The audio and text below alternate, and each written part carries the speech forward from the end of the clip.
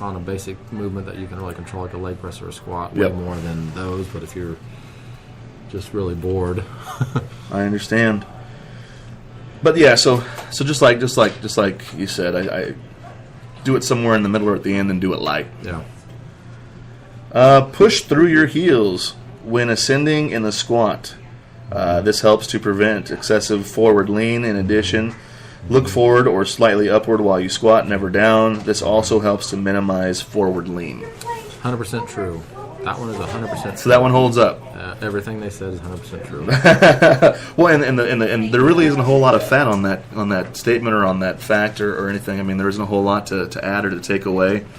And by ascension, they mean that's a fancy word for coming out of the hole, for getting up off of your. Actually, right, but also on the descent.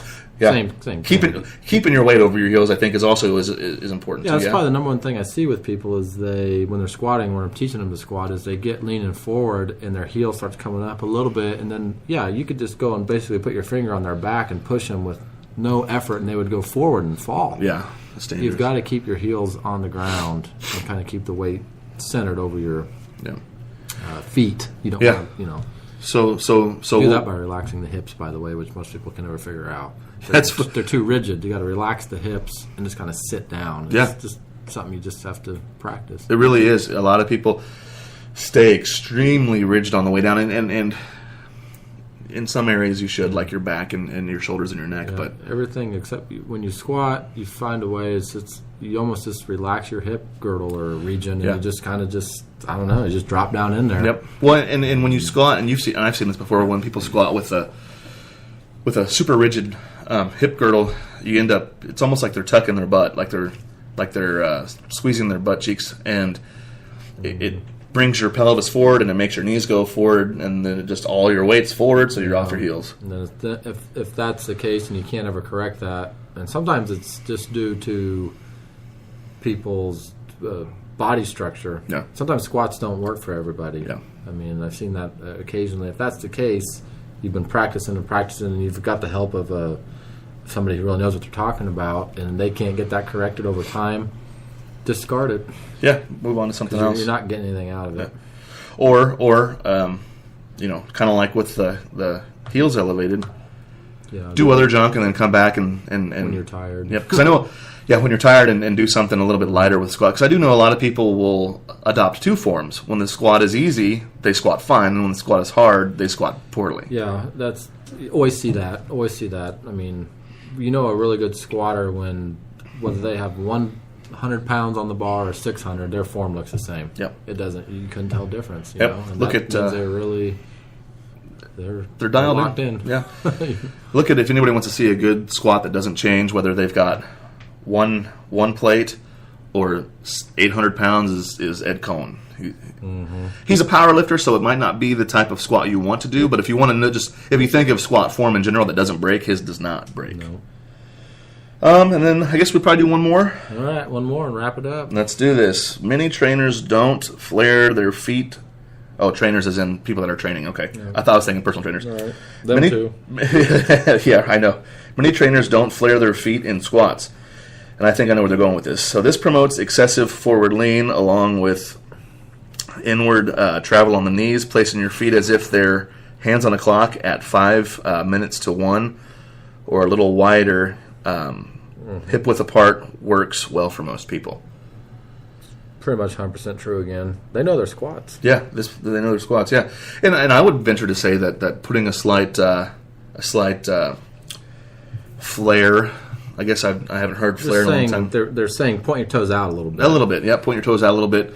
Duck foot, I think, is a common term that we used in high school football. It doesn't take a lot. Basically, what you're trying to do is if you point your toes out slightly, when you squat down, it keeps your knees from coming in. You see people sometimes they squat, their knees start coming in. Yep, caving in. It keeps your legs kind of, your knees far enough apart or width-wise that you don't cave in and crumble. Right. Well, and I think it helps isolate your quads a little bit better just having your feet in that area. That's what I learned from you. Now, the shoulder width apart part of that's pretty much correct as well, but I have found you know exactly where I'm going with this. Yeah. The narrower your stance on the squat, the better it is to build your quads for most people. Isolates them more a little bit. You know, that being said, it seems like I'd have to actually go out and do these because sometimes I don't. We always squat, I would say, inside of shoulder width for sure when we do our legs. Yeah, hip width probably.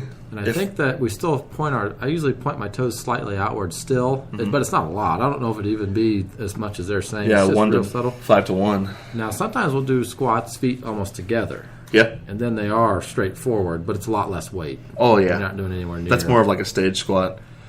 But they're effective. Well, they are effective. And I think one way that helps to keep you from forward leaning a lot is the fact that you've got shorter surface area to roll over. So when I say roll over, I mean if you go up on your toes will kind of hinge because it's a spongy type, springy action. If you roll over the inside of your foot, you're going right over. So I think most people stay guarded with that. Yeah. You've got like if you look at the bottom of a rocking chair, you've got less to rock when your feet are kind of pointed out a little bit because of your foot placement. Right. So it's just more stable. Yeah, absolutely. Well, ladies and gentlemen, I don't know what more we can say today. Thank you for listening. Thank you for checking us out. And again, every time we do this, we are live. So next time we do this, will probably be in another two Fridays. And so listen live, ask questions. If you've got any goals, make sure you let us know, and we will be happy to help you out. And if you don't like what we're saying and want to disagree with us and debate it, you're more than welcome to. Shoot us an email. Check out the website, Pinnacle Fitness, 24/7. But it's pinnaclefitness.com.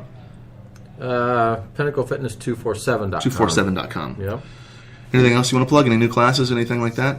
Yeah, if you're listening locally, we've got a new self-defense class for families. We're doing a seminar April 14th.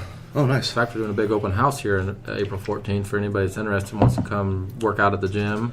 It's a Saturday, all day long. You can come in and just use the gym for free. We've got classes we're offering for free that day. Very cool. The self-defense seminar is free to the public. Anybody can come down and do it. We've got the Rocksteady Parkinson's seminar, which is, again, doing really well right now as far as our class we already offer. All sorts of stuff going on. So Saturday, April 14th, 10 a.m. to 4:30 p.m. Open house, open to the public here. Are you having a parking lot cookout anytime soon? No, we are having food though that day. Okay. I don't know what all it's going to be involved with that. Parking lot cookout will probably be sometime this summer, and Gilbert's going to handle that. Okay. Maybe you are. I don't know. Yeah. I'm not involved in that. I just eat whatever they have. Yeah, I agree. Well, all right, everybody. Thanks for listening, and we'll catch you next time. Later. Thank you.